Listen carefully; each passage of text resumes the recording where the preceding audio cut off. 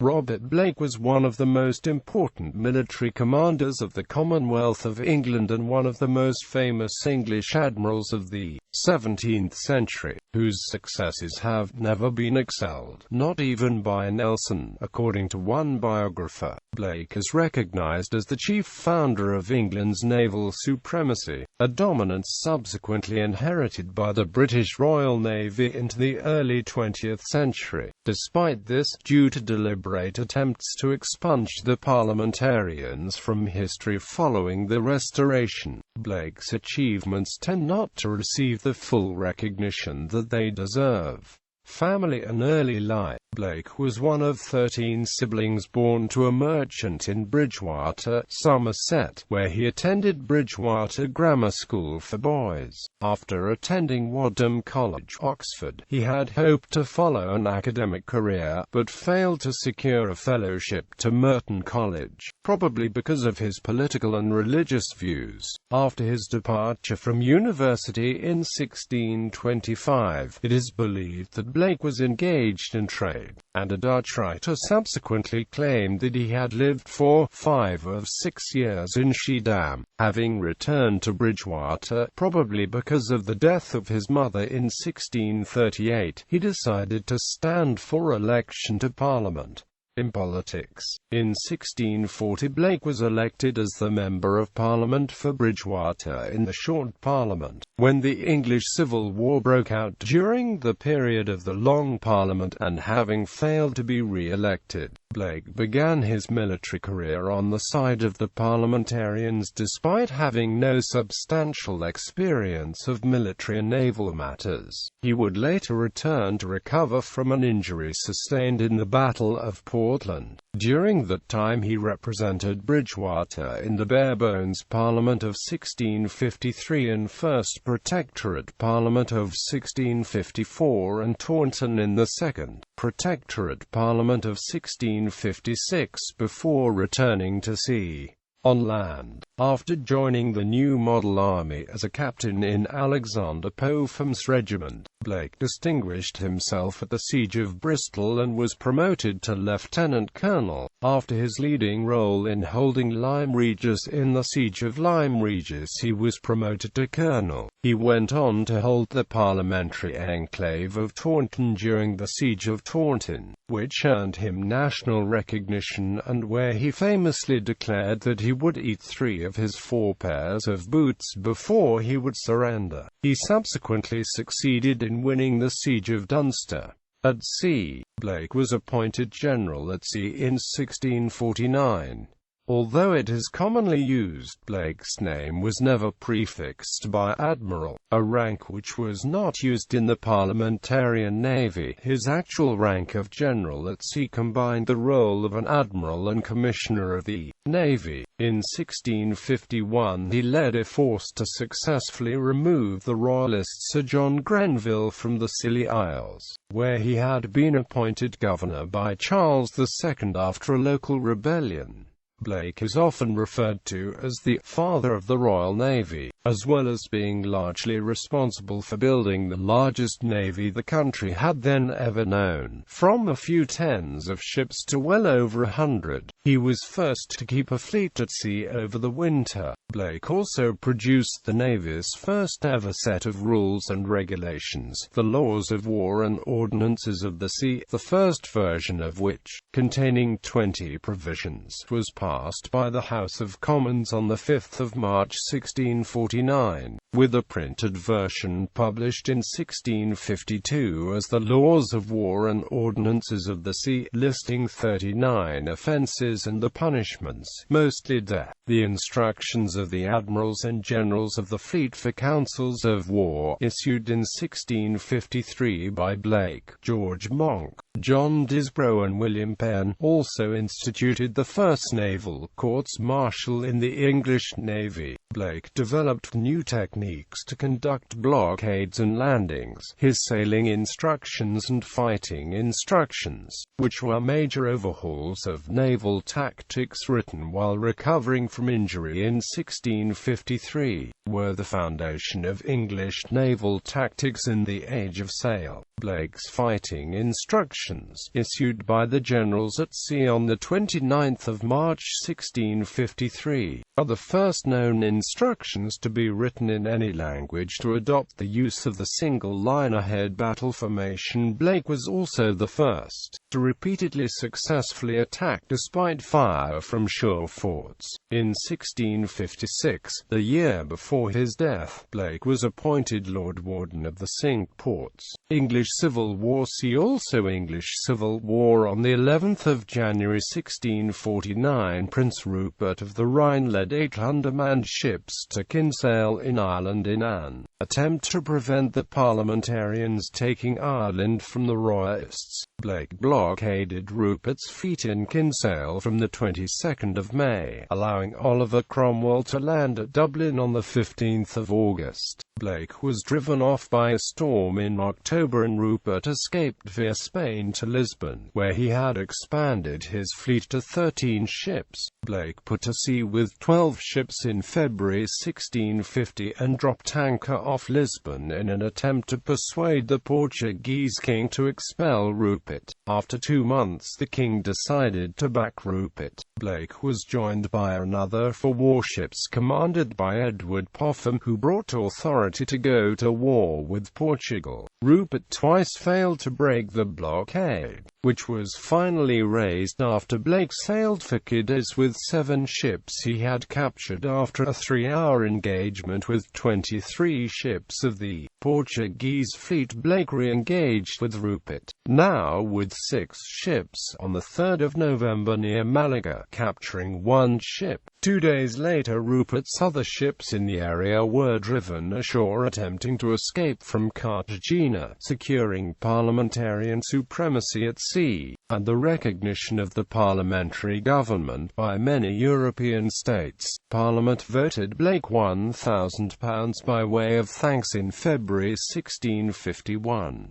In June of the same year, Blake captured the Isles of Scilly, the last outpost of the Royalist Navy, for which he again received Parliament's thanks. Soon afterwards he was made a member of the Council of State. Thanks to its command of the sea, the fleet was able to supply Cromwell's army with provisions as it successfully marched on Scotland. By the end of 1652, the various English colonies in the Americas had also been secured. First Anglo-Dutch War. See also First Anglo-Dutch War. Blake's next adventures were during the First Anglo-Dutch War. The war started prematurely with a skirmish between the Dutch fleet of Martin Tromp and Blake off Folkestone on the 29th of May 1652. The Battle of Goodwin Sands. The proper war started in June with an English campaign against the Dutch East Indies, Baltic and fishing trades by Blake, in command of around 60 ships. On the 5th of October 1652, Dutch Vice Admiral Wit Cornelis Oonder, with underestimating the strength of the English, attempted to attack Blake, but due to the weather it was Blake who attacked on the 8th of October 1652 in the Battle of the Kentish Knock, sending De With back to the Netherlands in defeat. The English government seemed to think that the war was over and sent ships away to the Mediterranean. Blake had only 42 warships when he was attacked and decisively defeated by 88 Dutch ships under Tromp on the 9th of December 1652 in the Battle of Dungeness, losing control of the English Channel to the Dutch.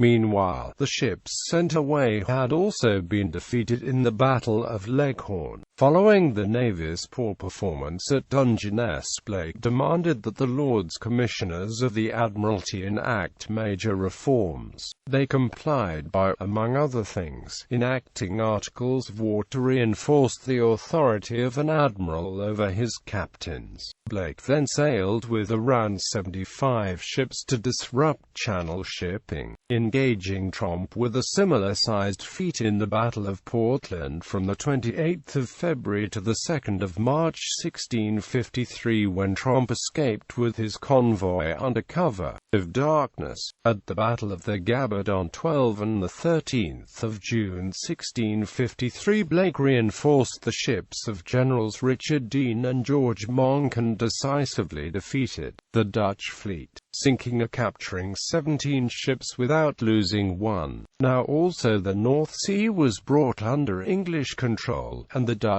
fleet was blockaded in various ports until the Battle of Scheveningen, where Tromp was killed. Peace with the Dutch achieved, Blake sailed in October 1654 with 24 warships to the Mediterranean, successfully deterring the Duke of Guise from conquering Naples. Bay of Tunis. See also Barbary pirate. In April 1655, Blake was sent to the Mediterranean again to extract compensation from the piratical states that had been attacking English shipping. The Bay of Tunis alone refused compensation, and with 15 ships Blake destroyed the 2 shore batteries and 9 Algerian ships in Porto Farina. The first time shore batteries had been taken out without landing men ashore. Anglo-Spanish War. See also Anglo-Spanish War. In February 1656, commercial rivalry with Spain was soon turned to war. In the Anglo-Spanish War, Blake blockaded Cadiz, during which one of his captains, Richard Stainer, destroyed most of the Spanish Plate fleet at the Battle of Cadiz. A galleon of treasure was captured, and the overall loss to Spain was estimated at £2 million. Blake maintained the blockade throughout the winter, the first time the fleet had stayed at sea over winter. On the 20th of April 1657, Blake totally destroyed another armed merchant convoy, the Spanish West Indian fleet, in the Battle of Santa Cruz de Tenerife, a port so well fortified that it was thought to be impregnable to attack from the sea, for the loss of just one ship, although the silver had already been landed. Blake's victory delayed its arrival at the royal treasury of the Spanish government and earned the new British Navy respect throughout Europe. As a reward, Blake was given an expensive diamond ring by Cromwell. The action also earned him respect 140 years later from Lord Nelson, who lost his arm there in a failed attack. In a letter written on the 17th of April 1797, to Admiral Sir John Jervis, Nelson wrote, "I do not reckon myself equal to Blake," before going on to outline the plans for his own attack. Lord Nelson ranked Robert Blake as one of the greatest naval generals ever known, even when compared with his own reputation. Death. After again cruising off Cadiz for a while, Blake turned for home but died of old wounds within sight of Plymouth. After lying in state in the Queen's House, Greenwich, he was given a full state funeral and was buried in Westminster Abbey in the presence of Oliver Cromwell and the members of the Council of State. After the restoration of the monarchy, his body was exhumed in 1661 and dumped in a common grave in St. Margaret's churchyard, adjoining the abbey, on the orders of the new King, Charles II. Honoring Blake, in Westminster Abbey, a stone memorial of Robert Blake, unveiled on the 27th of February 1945, can be found in the south choir aisle. St. Margaret's Church, where Blake was reburied, has a stained glass window depicting Blake's life, together with a brass plaque to his memory, unveiled on the 18th of December 1888.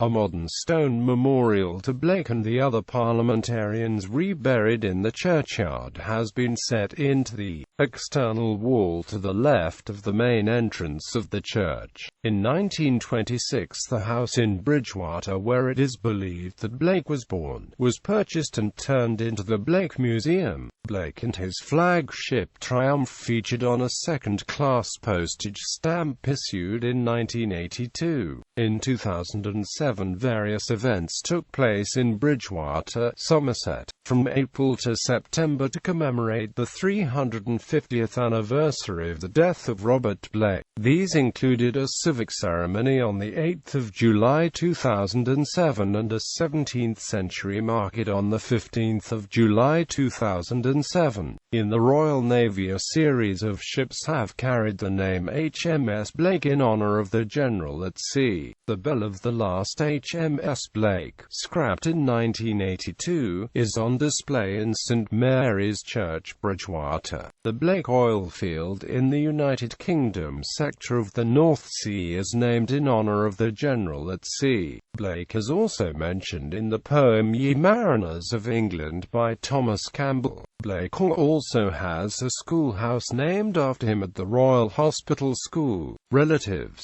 Blake's brother, Benjamin Blake, served under Robert, emigrated to Carolina in 1682, and was the father of Joseph Blake, governor of South Carolina in 1694 and from 1696 to 1700.